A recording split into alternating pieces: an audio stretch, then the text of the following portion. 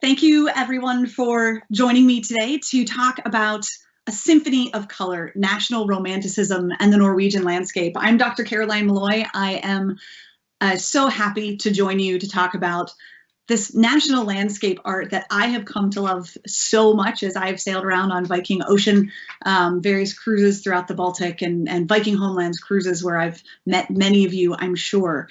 My background is actually not as a Norwegian art historian. I am an Irish art historian by trade. And that's actually how I come to this particular work. I studied over the years Irish nationalist art at the end of the 1800s, the early 1900s, this really turbulent and fascinating and fabulous period in the Irish arts, I mean, Irish cultural world and political world in general, but in the Irish arts where artists and craftspersons, textile artists and architects, they're all trying to figure out, on the heels of home rule in the 1880s and leading up to independence in the early 19-teens in 1922, they're trying to figure out what is this new modern Ireland going to look like?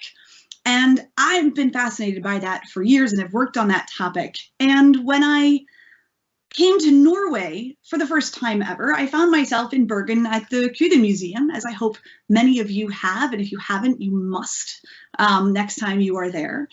And I was looking for something familiar. I knew there was a connection generally between these crafts and arts nationalist movements across Western Europe, particularly, actually, I have a colleague in Belfast who's made some connections between Scandinavian countries and Ireland and England at this moment in time. But it wasn't until I walked into the Kude Museum that I recognized that connection. I found myself wandering through a gallery of national romanticism, and I looked around and I saw something that resonated with me, I have to assume viewers in the 1800s, the early 1900s in Norway, who were themselves looking for a sense of defining themselves as a nation. What does it look like to be Norwegian? I mean, historically, we are talking at a moment in which, right, Norway is basically ceded from Denmark to Sweden with the Treaty of Kiel in 1814 and doesn't achieve independence until 1905. And so in that period in between, artists are part of the national project of trying to figure out what is this new constitutional monarchy, this future independent country that is Norway. And we can see that in the art. And what I want to do today is take you through some of that envisioning of Norway, that national romantic sense of identity that emerges in the late 19th and early 20th centuries. And I want to focus on landscape art in particular, because it is the land of Norway in the same way that it's the land of Ireland, that these artists are seeing as the fundamental soul of the people who live on it. And I want to start with perhaps Norway's most iconic landscape painting. You're looking at it right here. You are all familiar, I am sure, with Edvard Munch's The Scream or The Shriek. And you look at it and it's a meme, right? It's one of the most reproduced pieces of art in the world today. It is as iconic as Michelangelo's David that sits on a shelf behind me here. It is instantly recognizable, whether it's a pin or a tie or the print. If you've had the chance to go to the new Munch Museum in Oslo, which I did just this past year with Viking, go see his work, but go see The Scream. It's why everyone goes. Now, I'll mention in a little bit why I think some of his other work is even more spectacular, but this painting, did you know it's a landscape? It's not necessarily a portrait. Munch himself says that he is crossing a bridge overlooking Oslo, and he looks out over the fjords, over the Norwegian landscape here, and he is so struck by the sunset that he brings his hands to his face and lets out some sort of essential, primal feeling, sound, emotion, and that is what he captures. This is not about him. This is not about his friends that cross the bridge with him that you can see in the background. This is about the Norwegian landscape and how it can overpower and becomes so utterly emotional that there are no words for it. And that is the national romanticism of the Norwegian landscape that I want to talk to you about today. So keep that in mind as we move forward. I do have to say one more thing to set this up for conversation. As I mentioned, my background is not in Norway, and my first chance to go to Norway was with Viking in 2017, and I wasn't sure what to expect. As many of you, maybe for your first trip, you started getting ready, you got excited, and I only had one frame of reference, and I do hope that everyone forgives me for this frame of reference. But when I was thinking of what will Norway be like when I go there, this was my only point of reference. I had been to Norway, quote unquote, in Epcot in Florida.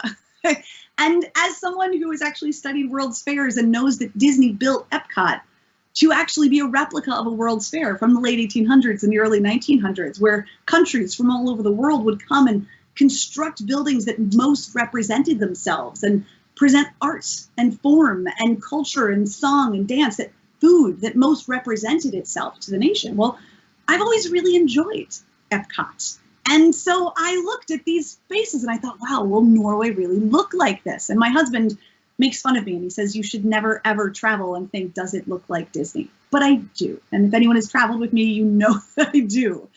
Well, this is Epcot in Florida. Allow me to show you the real thing. And for myself, it was jaw-dropping. You have there on the left side of the screen, the Gull Stave Church, one of the last standing stave churches. It's now actually the real one at the Norwegian Museum of Cultural History in Oslo, if you have a chance to go. It's a 12th century, beautiful stave church, these remarkable buildings that are so iconic of Norway, even though there's only about just shy of 30 left, I believe. In the Middle Ages, they covered the Norwegian landscape. There were over 1,000 of them in the Middle Ages, and unfortunately only about 28 or 30 left. But this is the Gull Stave Church. Up on the top, on the right, you might recognize the Bryggen Wharf, the UNESCO World Heritage Site, the home of the Hanseatic League, where Viking Ocean pulls right into, and you can stroll and step back in time and walk the streets of the Hanseatic League. And then at the bottom there, that's a place called Sandalstrand that I'll talk a little bit about. This is actually a national romantic project in many ways. Today, it is actually a museum space and an ecological space dedicated to an artist I'm going to talk about, my favorite Norwegian artist named Nikolai Astrup. And he built this. This was his complete construction of the national project, living essentially in the landscape and bringing it to life and keeping it alive, and not losing the folk traditions, whether they are botanical, ecological, culinary, artistic. He brings all of those to those places. So you can see right away, right? This is the real Norway, and for me it was breathtaking, and through landscape and a little bit of man's impact, human's impact on the landscape. Now the other Disney reference point, again, forgive me, all of us at this point know the lyrics to Let It Go. And when Disney went to make this movie, they sent artists out to Norway to say, what is the most magical, romantic thing that we can develop? And this is one of the early sketches for the villages outside of Arendelle. Well, they went to Lofoten, to the archipelago in Norway, and you can see it here, this jaw-dropping mountain range, and these islands dotted with beautiful fishing villages and absolute charm and lovely people. And again, I hope you have a chance to get up there and see it for yourself one day with Viking, because you can, and it's fantastic. And this is that landscape. This is that space that is truly iconically to the artists and the cultural and political figures of the late 19th and early 20th century Norway. It's this that you can build Norway on. You know, you don't know what the modern world is bringing. We're on the heels of the Industrial Revolution at the turn of the 20th century. But this doesn't change, right? This is real Norway. And it's not just us as travelers who are looking for it, but it's actually the artists and the poets and the musicians and the politicians in the 19th and 20th century who go looking for it here as well. So let me take you on a tour through some of these artists. Let me take you back in time to the 19th century, to what is considered clearly the iconic painting of this new moment in Norwegian, honestly, the Norwegian imagination. What is it that we are as a people? What does our country look like? What do we look like? And this painting to this day is considered the iconic representation of Norway. And you can see Hardanger Fjord, expansive there in the distance. And this is a painting by Adolf Tidemann, and Hans Gude. And the two of them worked together on many paintings, and it's instantly recognizable. It's Gude, who is a young landscape painter. He's only 28 years old when he basically goes out into Hardanger Fjord and decides this will be a great setting. There's something iconic here. And he's influenced by European romantic and realist notions of landscape.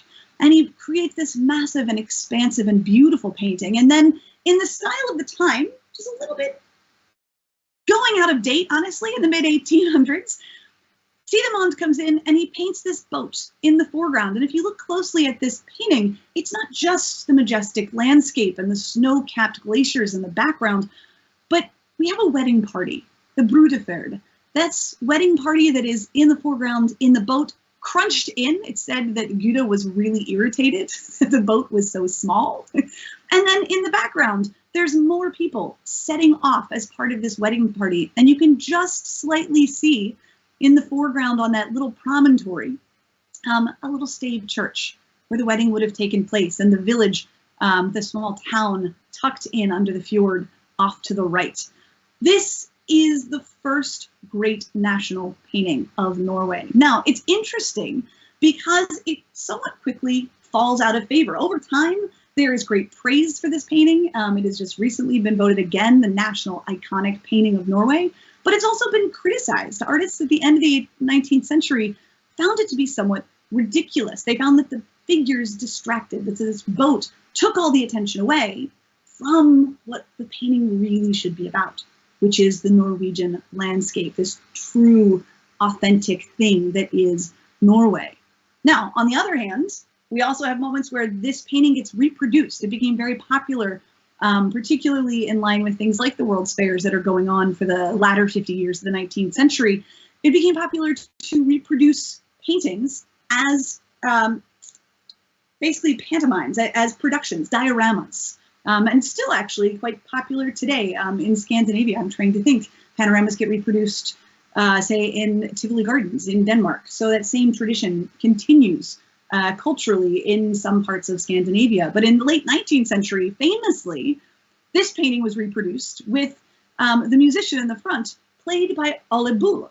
If you have traveled with Viking and you are at all familiar with the great musician Ole Bull, he was part of a very well-received reenactment of this particular painting in the 19th century. So it kind of ebbs and flows. It's up to you. If you have a chance to go to the National Gallery in Oslo where this hangs, get up close and personal if you can, and get a sense, what is the Norway that Tidemann and Gude are trying to share in this painting? And I would argue, as so many have, that this is the folk of the people, right? This is the kind of heart of rural society, the true hardy Norwegians. And this is an important concept, right, versus the Industrial Revolution that's coming up from Western Europe.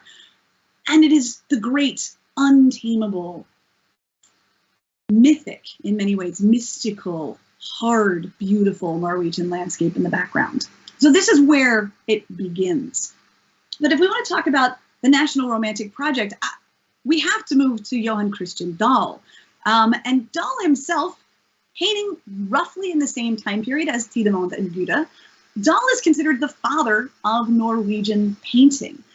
Interestingly, he's lower class, born in Bergen, but he makes his way on scholarship to the mainland, to Europe. And he eventually, by the time he is a young man, he is a professor of painting in Munich, in Germany. And he becomes very well versed and very well respected for his basically national realist paintings.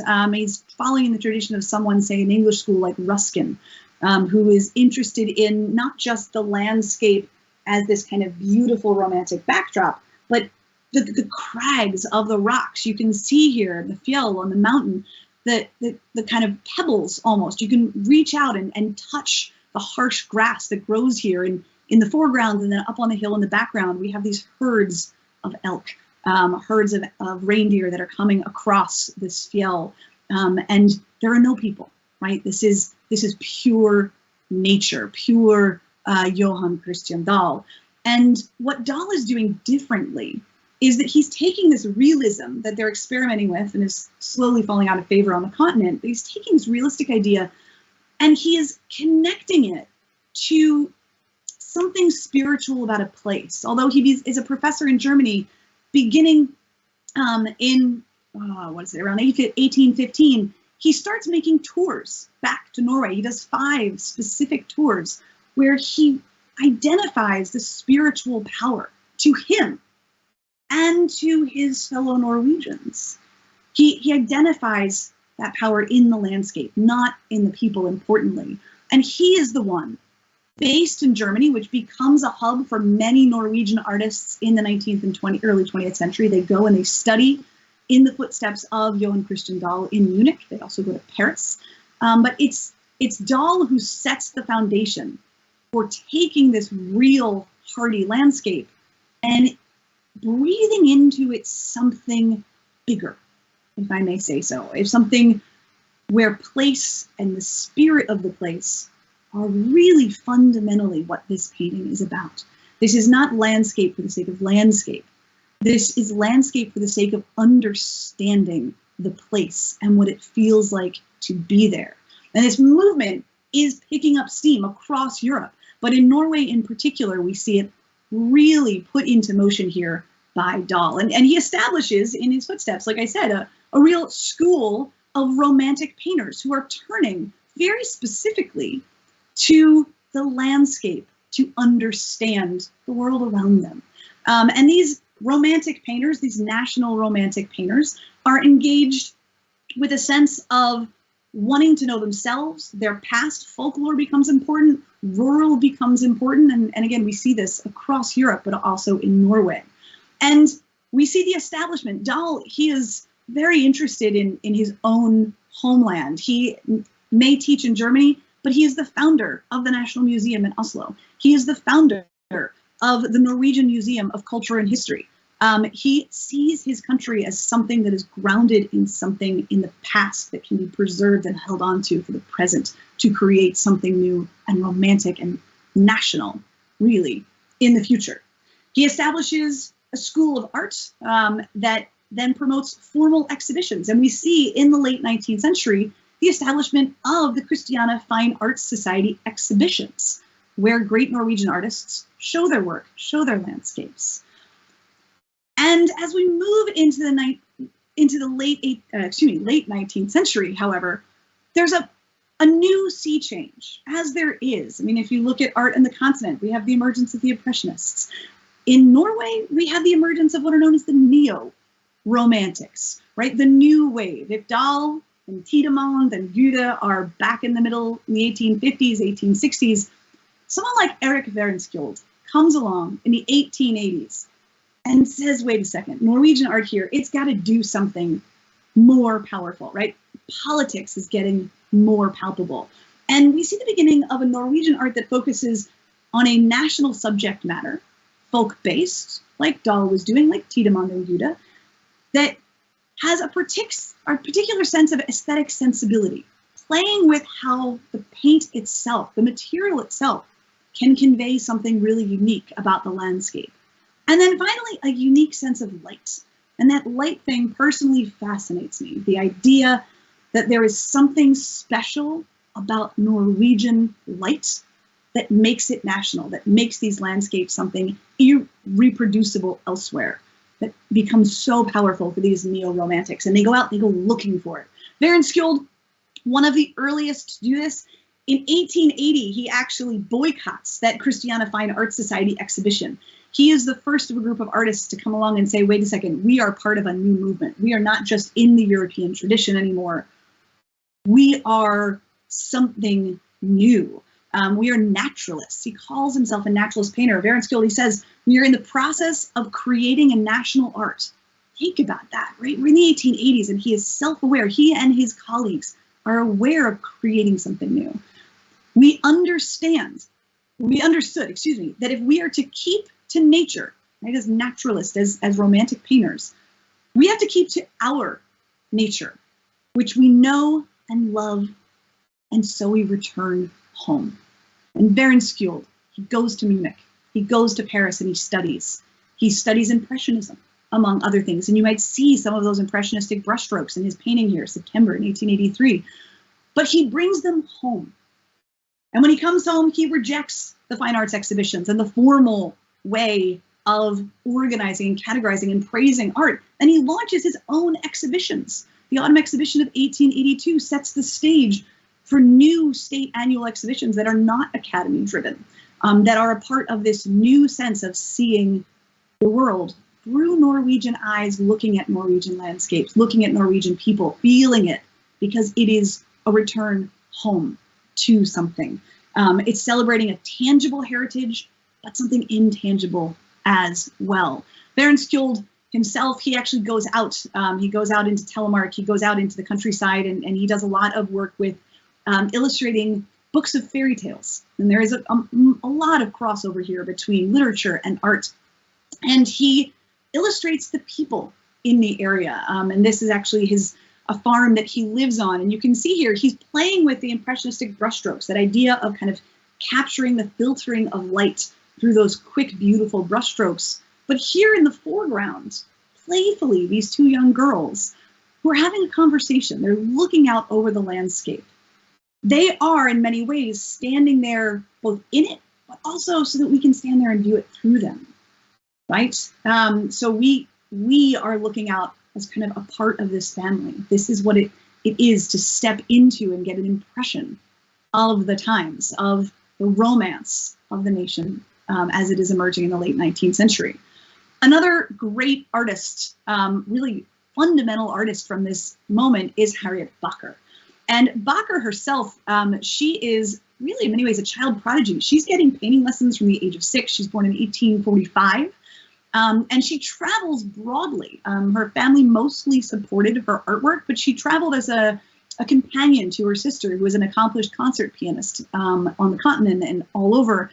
And at the age of 30, she declares that she will commit her life to painting, and she is drawn, like Varenskiold, like Dahl before him, to the landscape, to the land, and you can see here the dotted cottages, but not necessarily the people, the land itself, and what it's saying about the spirit of the moment and the spirit of Norway. She goes, like I said, at 30 to Munich, where she studies with Eilif Petersen and Hans Heyerdahl and Kitty Kjellon and all of these other important artists who will eventually find themselves back in Norway, taking what they learned from the continent and applying it to the local, to home, as Varenskiold said. In 1891, when she comes back permanently to Norway, Backer actually opens her own school and goes on to teach Harald Solberg and Nikolai Astrup and the next generation of romantic nationalist painters in Norway. Over the course of 60 years, she paints over 180 paintings. She was a prolific artist and was inspired almost totally by the landscape around her, as you can see here in something like From Uven. But she's known today most famously for her interior paintings, because the few that she did are just breathtaking in their use of the kind of external spiritual color of Norway, and she pulls it inside. And so this is the Uvdal Stavkirke.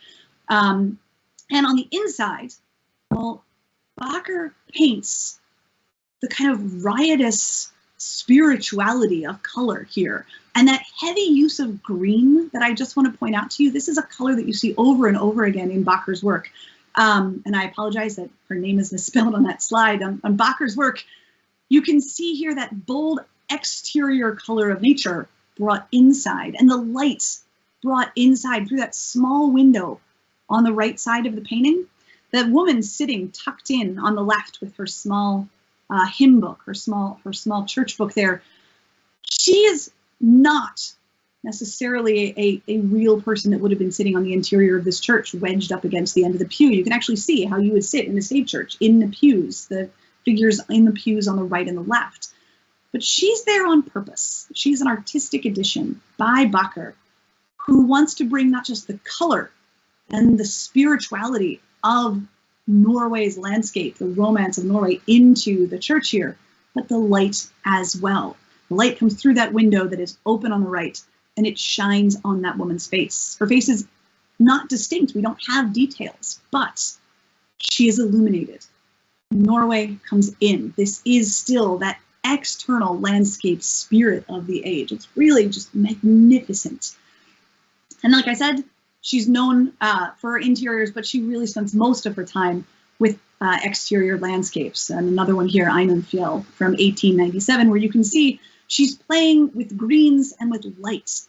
And someone like her long-term roommate, Kitty Kjelland, who is herself like Bakker. She is driven at the age of 30 to Munich. She was supported by her family. She comes from a fairly wealthy family in Stavanger. But she joins the artists of her age in Munich and in Paris. And when Kjelland comes back to Norway, and when she's working with her fellow artists, say at the Flexum colony, like Skredvig and Munch and Eilif Petersen, she is turning her attention to something new in the landscape. If we think about Bakker doing these kind of beautiful, the landscape as it is, the rolling hills, we think about Verenskjold and Dal doing the fjords. Kjelland, she is interested in something even simpler, something even, I'll say plain, or arguably many critics and contemporaries said ugly in the Norwegian landscape, which are the peat bogs in this area of Norway known as Jæren. And she becomes known for her Jær paintings. And these are the peat bogs. You can see the kind of edges to what looks like maybe a creek bed here in these piles of turf, these piles of peat. This is a traditional way to heat your home all across Northern Europe. You would dig out this peat. It's basically the compression of biological materials, making their way slowly into coal. And you dry it out, and then you burn it. And for me, it smells like Ireland because I grew up going to Ireland and they burn the peat. But that same peat smell, that sweet, beautiful smell, is something that would have been familiar in the late 19th century to these artists like Kjelland and Bakker and others. But she goes out to Jæren, and she is struck by the fact that this thing that is considered so ugly, this hacking through of the landscape, is in and of itself its own sort of pure romantic beauty. And so over and over and over again, Kjelland's paintings play with light in the way it reflects in the water on the edge of the bogs, that something special about Norwegian light. And it shows the everyday as beautiful, the thing that you don't want to look at as beautiful. It's atmospheric, it's romantic, it's kind of elevating folklore to the level of the everyday person living in Norway at the time. And it's a beautiful shift accomplished here in her work. Now, I've mentioned a few times Eilif Petersen. And Petersen, he starts as a portraitist. He's part of the same circle, Bakker and Kjelland. But he becomes the transition point from national romantic, more traditional European styles to atmospheric romanticism. And we can see in Petersen's work this bold, bold use of color. Petersen, unlike other artists of the time, spends a decent amount of time in Rome and is influenced somewhat significantly by the artists encountered there. And we see this bold use of blue. This is summer night. For anyone who has had the chance to sail up in Norway during the midnight sun, you will know that there is a certain color to the sky and to the reflections in the landscape, like we see here, that you don't see anywhere else. And that is what Petersen and artists of this moment are trying to capture. And Petersen in particular is known for these repoussoir figures and repoussoir details, basically meaning a way to make it feel like this two-dimensional painting is really three-dimensional by tucking in things on the edges of the painting to drive your eye backwards. And so the fact that these trees are kind of falling in towards the center back of the painting deepens the entire experience. And the fact that the moon is reflected there in the light deepens the depths of this particular lake. And then up above, we get this infinite sense of the sky, all with this really, really tight, beautiful attention to color. That is really the hallmark of Peterson's work as an atmospheric painter. Saying, right, the atmospheric painter instinctively searches for an illumination. And here we can see that illumination, the mood, a natural mood, an area that he can furnish with a spirit. If you look at this painting, might you not think, oh, there's a spirit here, something that you just want to tap into. You can almost hear the sounds of the wind through the trees here. And in this way, says Peterson, in this way, he endows nature with spirit and gives her a speaking tongue whose language he, the painter, then interprets. And so these artists see themselves as being responsible for this kind of translation of landscape into emotion, which is, I think, a really nice place for me to just point out that this blue allows Norwegian artists to transition really nicely into the symbolist movement, which is taking off in Germany, in Northern Europe at the time. And symbolism is essentially, if Romanticism is looking at the landscape as like this external thing, right? Bacher is a great example. Beautiful, like landscape. We get a sense of, color and light, not for art's sake, but for landscape's sake.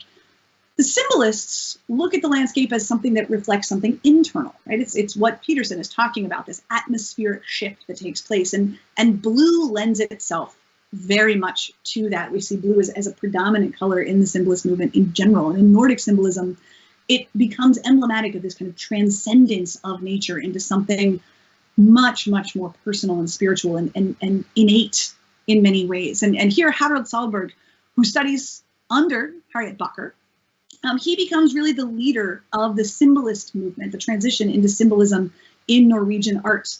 And he's introduced to it by Eilif Peterson, by Erik Werenskiold, who's experimenting with it at this point. And Sahlberg here, he shows us the typical bird's eye view that we get in symbolist Nordic painting. So we have this like big blue expansive summer night, just like Peterson. Here a little bit more impressionistic. His brushstrokes are a little bit more visible, right, on a very fundamental level than Peterson, who's really playing with making the art disappear, as if you're just looking in a mirror and through a window. But Sahlberg goes on to become fairly influential in a number of ways. He goes off for a few years in 1902 to 1905, and he lives in a small mining town called Røros. And in Røros, he paints these iconic street scenes, town scenes of the mine and the landscape around the mine. And they're so iconic that to this day, the town does not allow you to paint the buildings in a different color. You still have to follow the colors that Sahlberg used when he painted that town, even though, and I find this ironic, Sahlberg didn't enjoy being there, so they say, but he's become very closely associated with that. The other place that he's very closely associated with are the Randane Mountains. And Sahlberg, inspired actually by Nansen, goes out in the early 1900s into the landscape itself. He removes himself from the town, he removes himself from people, and he begins an annual pilgrimage out into the Randane wilderness. And over 14 years, he studies and he paints the same places over and over and over again. And it's that symbolist idea. He buys into the idea that his art can capture the spirit, the internal sense of this place that is so unique, that you can't make this spiritual feeling anywhere else because it's associated with this landscape and with these bold, like I said, symbolist blues. In this case, he went out and he painted this particular vision in the winter at night. So this is the opposite, right? Not the summer blue nights, but the winter darkness. And just the mountains themselves illuminated, perhaps with a nice touch of romantic flair, a little bit more mystical at night, these mountains. And in order to accomplish this, I mean, if you think about going out into the mountains in Norway in the winter as a painter, he actually kept his paints in thermoses so that they wouldn't freeze and so that he could actually paint en plein air. He would paint while sitting in the winter night in the mountains. And his work is just absolutely breathtaking, Solberg. Now, if we are talking about symbolism, I would be remiss not to again bring us back to Munch. Munch's art, if you have a chance to go to the museum in Oslo, go. Because you will see that Munch is so much more than the scream. He is a remarkable, if sad, character who then becomes this incredibly uplifting character. He is a part of this, or coming out of this symbolist movement, and he's very much influenced by expressionism, although he himself rejects expressionism as an art form. And he basically comes out and says that he does not do the kind of painting everyone thinks he does. He is instead interested in the innovation. When he goes to Paris, he is struck by the innovations in his own art that emerge. And while I talked about the Scream earlier, I want to bring your attention to my favorite work by Munch, probably because I love grand scale painting in the early 20th century, murals and mosaics. And this is part of a massive project that he did for the University of Oslo. And if you have a chance to go to the museum, you'll see some of the sketches and some of the other paintings that go along with this massive project. They essentially built themselves a double-floored gallery in order to encompass this massive, massive painting of the sun. And here it is, another landscape, I point out to you. It is, yes, the sun, but it is the sun streaming through the Norwegian landscape. This is not the sun in Paris. This is not the sun in England. This is not the sun in Munich. This is the sun as it can only be, with the islands of Norway scattered underneath it in the same way that these great symbolist expressionist rays radiate across what would be a giant mural, or what is a giant mural. One last artist I want to mention before I kind of bring it around to Nikolai Astrup. One other artist who really leans into this sense of symbolism, that there is something internal in the external landscape, is Theodor Kittelsen. And Kittelsen, he goes to Paris, he studies in Paris like many of these artists, but he comes back. And he is driven to, quote, instill a soul into nature. And I encourage you to look closely at the bottom of his very, very beautiful romantic painting of Rjukenfossen, of the waterfall here. And you will see the trolls.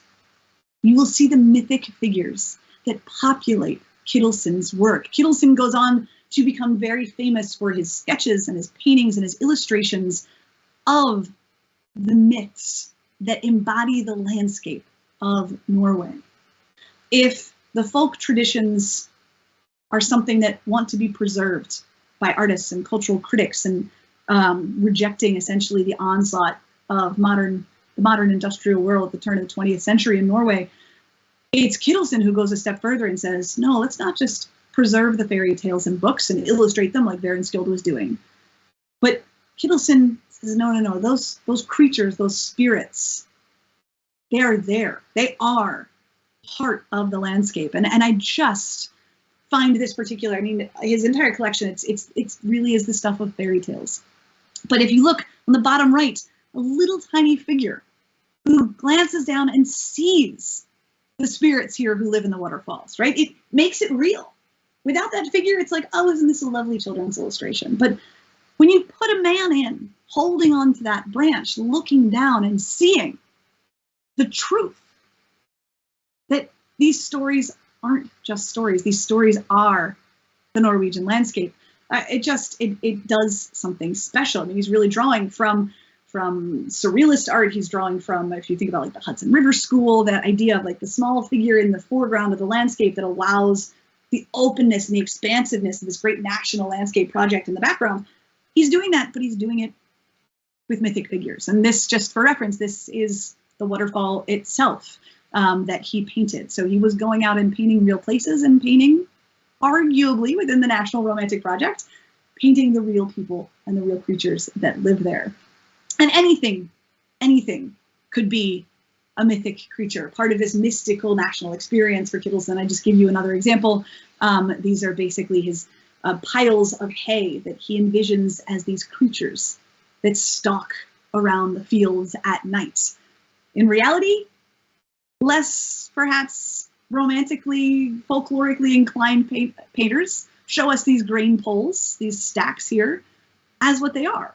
But Kittelsen, he sees the myth, he sees the story, and is beloved, I think, for that, and his ability to kind of just channel childhood as part of a national project, channel those stories. Now, that finally brings me to Nikolai Astrup, who, as you can see here, was painting grain poles in the same way that many artists at the time were. This is part of the national project. If you look at a painting like this, you might immediately think back to Harriet Backer, whom Astrup studied under, to Kitty Kilon, who are looking at the landscape, not with anything mythic in it, but as embodying something spiritual. And you can also see, and I'll point out to you right here, a profound shift. Astrup is harkening back to Backer and Kilon.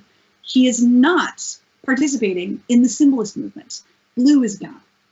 So if you think about Peterson or Solberg or the blues of some of Munch's more symbolist works, that's not where Astrup steps in. And the reason I want to focus on Astrup, personally, I find his artwork just enchanting and breathtaking, but don't take my word for it. It is his contemporary artists who looked at Astrup's work and said, there is something different going on here with this particular individual. It's Peterson, I believe, who says that I went out to try and paint the rain, but Astrup, he simply made it rain. And so there's something that this young man, and I say young man, is doing. He's born in 1880, and he is the son of a Lutheran pastor. And the Lutheran parsonages, at this point in the late 19th century, this was the largest percentage of civil servants in all of Norway. And so he was the inheritor of basically a civil service lifestyle. At the age of 2, his father moves the family to a small district called Jølster, and that is where Astrup grows up. And it's somewhat far north of Bergen, just to give you a sense of where we are on the map, where Jølster is in Norway. And Astrup, growing up, is influenced by a number of different painters. He's influenced by Arnold Böcklin, who is an expressionist painter, by Maurice Denis, also, who's playing with symbolism here, and you can kind of see those kind of flattened, bold, beautiful colors of Denis' painting. Constable, the great rural landscape painter of England, who firmly, much earlier than all this, Constable's the one who really lays out for continental European painting the idea that the cities are sweeping something important away, that the rural is being lost. And it's where we see something like Dahl picking up on, and it's translated through the Romantic movement. And Constable really, seeing Constable's work really influences Astrup. And also Erik Werenskiold, that first great neo-romantic painter who brought Impressionism into Norwegian art, and really was the first to say we need to hold on to something here about the nature of the place. So I mentioned Astrup. He grows up at the parsonage, and it is pivotal to his development as an artist. This is a photograph of the building itself.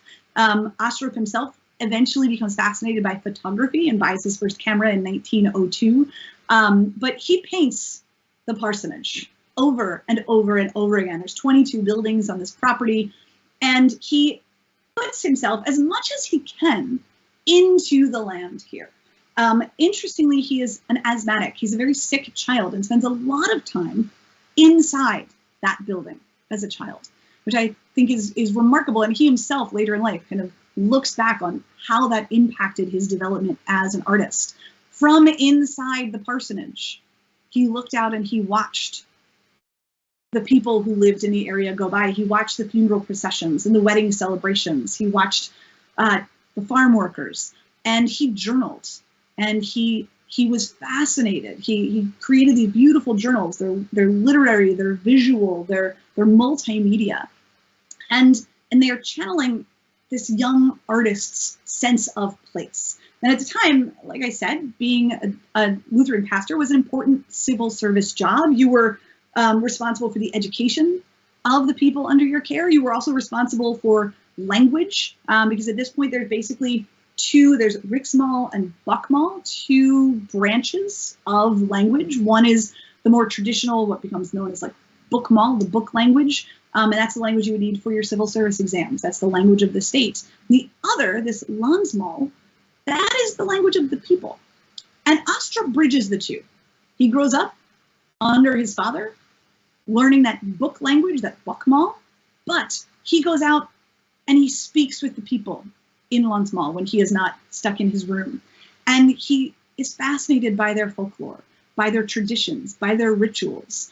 And it really impacts this young man, who it turns out is rubbish at academics. In 1895, his father sends him to Trondheim to go to school, and he famously fails out. He fails Latin barely, something along the lines of he's not just the last in his class, but he's like lower than the last in his class ever should be. He's just absolutely horrible at it. And it's after that that he decides he will go be an artist. He will commit to his art. And he comes back to in 1902 to the parsonage, and he begins to paint. He has studied under Bakker. He has opportunities to go to Europe. In 1899, like I said, he studies under Bakker. In 1901, he has his first professional show, and he goes to Paris. And he begins to bring all of these different styles to play, but over and over again, he's not painting Paris. He's not even painting most of Western Norway. He's painting Ulster. He's painting the parsonage. And you can see here, this is what drew him in. This is everything about art to Nicholas Astrup. And he says that he wished, when he came back, he wished to wash himself. It's such beautiful imagery when he comes back in 1902. I wish to wash myself in the raw colors of my homeland, of Western Norway here, to cleanse myself of everything I may have ingested from the art of others, to escape from their influences and to arrive at my own art. And that is what he does. He takes these ideas that have been percolating in the national imaginary of the artists in Norway, and the artists in Munich and in Paris, and he brings them home. And he doesn't just paint the rain. He lets it rain. This is considered the springtime of Norwegian art.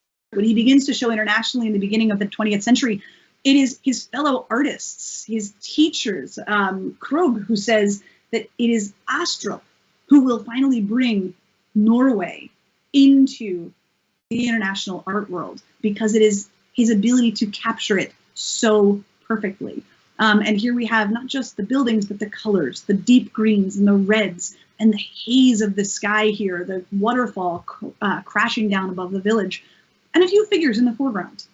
They're not important. They more give us a sense of depth than they do really bring us into the life. He's not trying to paint the life of Ulster. He's painting what it's like to be in that space and to embody that sense of the nation, the rawness of Norway here.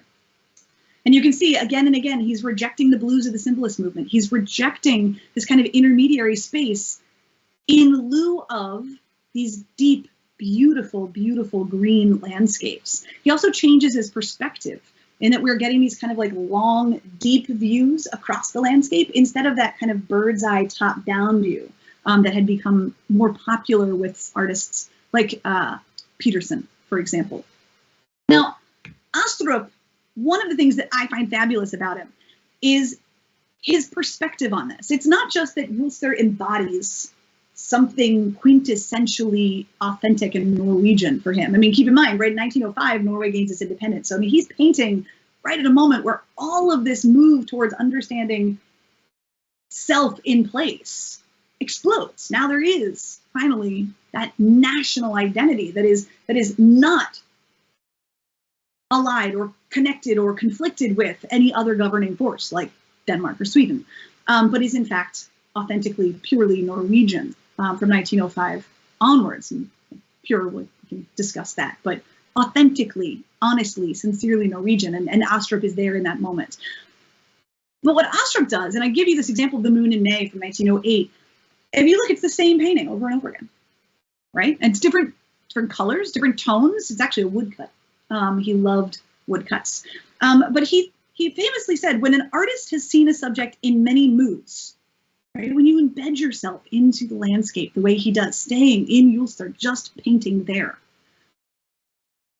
he can never possibly make two identical pictures of the same subject.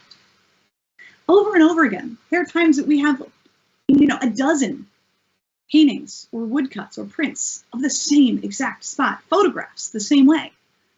But to Astrup, it's a little different than what Monet's doing, right? Monet's Stacks of Wheats as the ultimate example. Astrup, like Monet, is looking at Julster over and over again, different times of year, different seasons, different moments, different times of day. But where Monet is playing with how to translate those changes, that light, into something two-dimensional, Astrup is saying, no, every time you look at it, it's different. And so you have to capture the different thing, that it's changeable, that it's not a static way of light, right? Monet, in many ways, Monet's like Da Vinci. He's experimenting with technique, with the science of capturing light through paint on the canvas. Astrup is saying, no, this is a national project. This is the capturing of something intangible that is truly Norway. And that project comes to its fruition at Sandalstrand. In 1913, he begins this project of basically creating something truly and authentically local, Western Norway, the hub, the authentic, the kind of internal and permanent Norwegian thing. And Sandalstrand is a series of buildings and gardens and botanic projects and artistic projects that continue to this day. But this becomes kind of the shining achievement for Astrup. And you can see he begins to paint the buildings that are being built at Sandalstrand. Here are the cold frame mounds. You can see the different types of growing that is going on. Because for Astrup, it's not just about the landscape as mountains and rivers and the odd building, but it's the plants that grow there. It's the trees that matter as much as the stories. You can't understand a particular folktale without understanding the value of maybe the trees in that folktale, or the kinds of plants in that forest, or the kinds of food that people eat that is a part of who they are. And so he's experimenting with that. He famously experiments with growing trees and different sorts of hybrid planting and botanic experiments. And these gardens themselves are their own separate talk about what he's doing for kind of gardening in the early 20th century nationalist movement. But it's really just quite beautiful. And you can see here over and over again, he's playing with different perspectives on that landscape. And I show you this one, a big, giant, gorgeous bloom of rhubarb in the foreground. It seems like such a strange, perhaps, subject matter. But for Astrup, that giant bloom of rhubarb is as pivotal to the landscape and to the authentic Norwegianness, if we'll go with that, of this scene as the glaciers in the background, as the glacial lake, as the sod-covered houses, as anything else. That rhubarb is a part of the project. Now, I had mentioned his woodcuts, and I don't want to close without mentioning these woodcuts. Astrup himself loved this as an experiment. Munch also worked in woodcuts. He discovered them in Paris and actually went on to purchase a few of Astrup's woodcut prints, which Astrup, although he did not actually like Munch's work, recognized that one artist to the other, it was a really nice thing that Munch went ahead and bought some of his prints. Astrup referred to them as modern oil impressions. And so we can see here, this is one of his beautiful paintings from Julster, but allow me to show you the same scene as a woodcut, two different versions of the woodcut. And unlike someone like Munch, who is following more traditional European methods of carving, say, in particular in Astrup's case, on alder or on pine or even pear wood, Astrup is manipulating not just the woodcut, but also the canvas And the average woodcut print at the time, you would use the same board 3 to 4 times. And I'll show you what some of these boards look like. Astrup, on average, was manipulating each print 5 to 6, sometimes 7 times. So we're talking twice as much work as your average woodcut print. And he's not just painting on the wood. He's painting on the canvas. He's painting before and after he does each layer of the print. He is constantly experimenting. And like I said, he calls them oil impressions, but he also refers to it as printing banknotes. His agent actually told him he could have just made a small fortune off of these, but he was a bit of it was a bit precise with them, and he worked a little bit. He was a bit of a perfectionist with them, but as many as he could make and send in, he could send in. And you can see here, these are the trees. This was a willow tree that he was actually manipulating to grow in a particular way. And it is absolutely magnificent. I actually have a copy of this on the wall of my office. This print of a willow tree that he has manipulated, and it is itself a mythic creature, right? Don't you see the echoes of Kittleston here? But it's not bridging that gap into the mythic. It is in fact nature, right? And in some ways it's translating those stories back onto the landscape and saying, you don't have to imagine trolls in the cave. You don't have to imagine the creatures that live in the waterfall. Look at the trees, see with the right eyes. Astrup at one point, I love this quote, he says that ordinary people, meaning particularly folks in Europe, but anyone not from this area of the world, ordinary people cannot see the atmospheric tones of Western Norway. In other words, he's laying claim to the fact that you have to be from there to see exactly what this looks like, to understand it. And that's what he's trying to capture in his artwork. One last woodcut, I'll show you the June night on Ulster Farm. This is one that he worked over a dozen times, probably his most prolific print. And you can see the original on the left, and then various versions of it, how he's experimenting with color and layer as he works, really bringing a modern sensibility to this really traditional art form. And the last thing I want to close with here is his obsession with bonfires. And the bonfire night, July 23rd, Midsummer's Eve in Norway, continues to be a really, really important tradition all across Norway.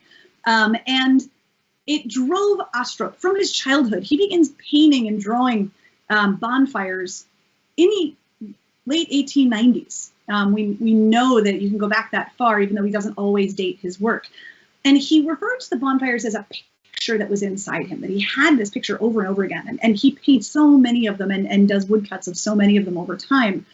And he told a story later in life that as a child, he was fascinated by them because he would look out his window and see these people that he wasn't allowed to be with gathering for this event. And the events themselves, they celebrate fertility, they celebrate the spirit of a place. Every town has their own bonfire, and they really are this kind of like joyful celebration. But in Astrup's hands, they embody the folklore, they embody the landscape. They can be wistful because he felt left out as a child. They can be bacchanalic because he couldn't engage. And he tells this story of a young girl that, like him, when he was younger, at a bonfire night was on the outside of it. And I'll show you frequently young girls' figures standing off to the side in his bonfire pictures. And she was standing off like him, and they didn't talk. But he kind of recognized this fellow person who was isolated from this joyful, magical thing happening in the community that he wasn't a part of because he was sickly and he was the parson's son. And the next time he saw that girl was when they pulled her body drowned out of a lake the next summer. And that stayed with him his entire life. And these bonfire paintings are something that become a hallmark of his later paintings. He dies in 1928 of pneumonia, plagued his entire life by respiratory disease. But in his later years, these bonfire paintings just proliferate. And I will tell you, I had slides and slides of them. I was like, we can get bonfires from just a few here. But you can see every night it's a little bit different. Everything changes from one to the next, but yet still these folkloric figures, sometimes couples, sometimes alone. And there's always that sense of distance with these bonfires. He's very rarely up close because he himself never felt a part of it. This was something that stirred, I think, childhood for him in a way that was both folkloric and artistic, but also very, very personal. I mean, it's a man who is connected to the landscape. And at all points, that is what he is trying to bring to life, that sense of what is Norway, truly. And in this case, on Midsummer Night, it is the landscape with the fire burning on the hill. And I want to close here because I can say I personally understand what he's talking about here. On my first cruise with Viking, my first Homelands cruise, we were coming out of Stavanger at night on Midsummer's Eve. And during the day, I had been in some of the towns as they were building these bonfires. And this is 2017. And I'd been told it'll be beautiful, it's wonderful, it's this, incredibly important cultural event. And at that point, I'm in Norway and I'm just like fjords and beautiful villages and the green that we see in these paintings over and over and over again. And I am just struck by the majesty of the landscape, as these artists have been trying to do for so long. And as we sail out that night, one by one, on the hillside, those bonfires, those huge bonfires that I was seeing being built during the day, they light up. And the edges of the fjord, scattered as far as you can see, are beautiful, magnificent, folkloric, mythic, mystical bonfires that just rage against what is a bright blue midsummer night. And it is one of the most spectacular things I have ever personally experienced, and was so glad to be able to be on a ship with Viking, to see that and to be a part of that. And we actually sailed by the captain's hometown as they set their bonfire alight as we sailed by. And it's, to me personally, something magical about the Norwegian landscape that's embodied in these midsummer bonfires. And so when I then, just a few days later, discovered Nikolai Ostrop's paintings, I was struck by how much it resonated with my experience traveling and not knowing much about Norway, and feeling like his paintings were doing something that I just had a sense of. And who am I? I'm that ordinary person that really can't quite see it, but I can get close. And artists like Astrup, like Harriet Bacher, like Dahl, they are trying to be a part of a project at this exciting turn of the 20th century as independence looms and as the modern era comes in. They're trying to hold on to something and say, this is worth keeping. This is who we are as a people, as a nation. And it continues to be that today. And I just love the resonance of this artistic movement today. It has not been lost at all in Norway. And so with that, I thank you for taking the time to go on a little bit of this journey with me through Norwegian landscape art at the end of the 19th, early 20th century. I hope that when you travel next to Norway, you have a chance to go to the National Museum and don't miss the galleries at the Kude Museum, don't miss the Munch Museum. Go see how these artists, and these are just some of many, many artists, how they are participating in creating a national identity, a sense of love, of place, of spiritual connection that we still walk through today, that really transcends 150 years, and maybe is saying something incredibly powerful and incredibly authentic, a message that we can still receive when we walk and hike and sail through the fjords today. Thank you, everyone. Have a wonderful afternoon.